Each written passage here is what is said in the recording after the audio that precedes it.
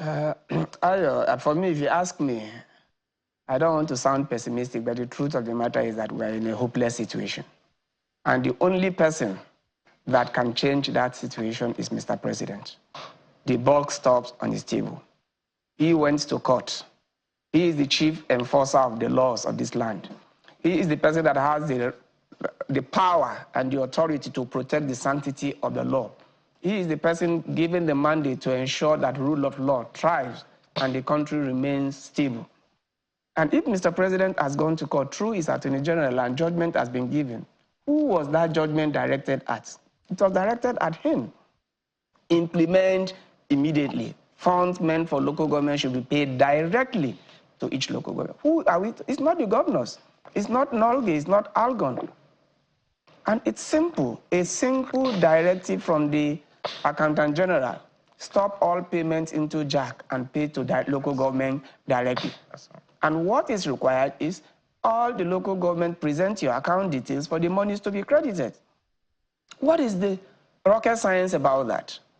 Okay, presidential committee in Nigeria will always set up committee. A presidential committee was set up to look at the modalities of implementation. And one of the issues that came out at that period was that, look, the timing, we are ready to implement, but the timing, there are certain operational issues that need to be put in place.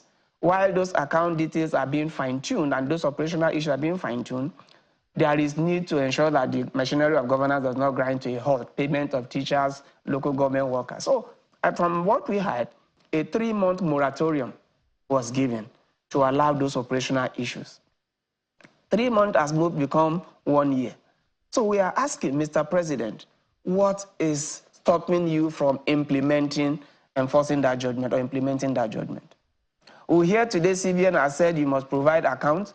We hear tomorrow that you must provide audited accounts. Those were not part of the judgment. Those are your internal workings, that the matter is implemented. And I also remember the part that the judgment that was directed at the state governors.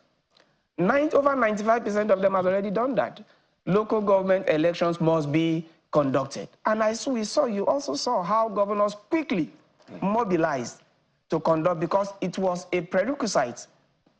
If you want to continue to get this money, one, monies must go to you directly, but it's not automatic. For you to get that money, local government election must come, because with no local government that has caretaker committee or sole administrator should benefit from it. Those were the two issues. And most of the states went ahead in compliance, conducted those elections. So what then is stopping the implementation of the financial aspects? People say that maybe the president is under pressure from governors are resisting, but the judgment, the implementation is not that of the governors. It is Mr. President's responsibility. So I will not look at the governor, I will not say it's the governors. Then coming to Algon and Nolge, they started an advocacy through the constitutional amendment process, which you are part of. We walked through that process.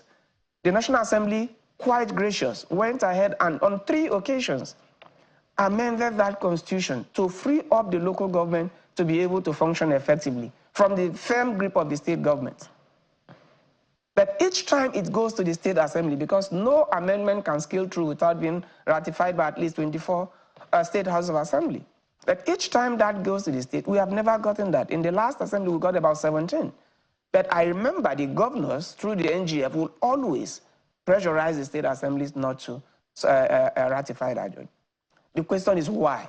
What is that special thing that the governors are benefiting from the local government fund that they don't want to let go? The second question, why is it that when a governor is on seat, he's against local government autonomy, but once he leaves that seat and gets to the National Assembly, he becomes an apostle of local government autonomy? All the former governors, I mean all, who resisted local government autonomy while they were governors, became apostles of local government autonomy when they get to the Senate. The question is why?